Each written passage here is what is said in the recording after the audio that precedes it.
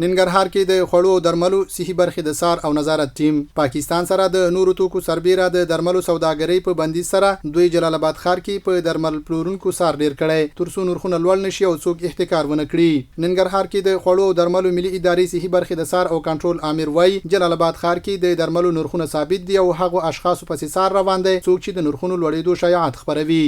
نرخونو کې تغیرات نه دي راغلي او د کم شواهد مونږ پیدا نکړه چې نرخونه د لوړ شوي اوسېږي.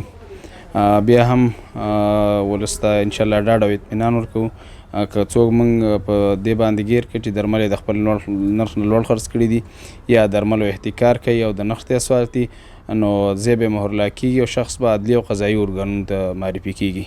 جلال آباد ښار کې د درمل پلورونکو اتحادیې دارالانشا رئیس هیوادوالو ته ډاډ ورکوي چې په کافي اندازه درمل لري او په خبرې د پاکستان پر ځای اوس له نورو هیوادونو درمل راوړي. خو کافي تعداد باندې الحمدلله په ګودامونو کې زموږ سره دوا موجوده ده او ان شاء الله هیڅوک دې ویره نه کوي چې ګویا احتکار موجود دی یا به جنس ګران شي. الحمدلله نه یوازې د پاکستاني دواګانو بلکې زموږ داخلي تولید الحمدلله ډېر لوی فابریکې شته او خو په کافي اندازه باندې تولید کوي. په خپل هیواد کې هم ډېرې د درملو فابریکې جوړې شوي. ننګرهار کې درمل جوړونکو فابریکې استازي وایي دغه فابریکه چې په کندهار کې فعالیت لري یو سلونوي قلمه درمل تولیدوي. یو کال کېږي چې موږ په جلال آباد کې د سنوفارما تولیدات خرڅو.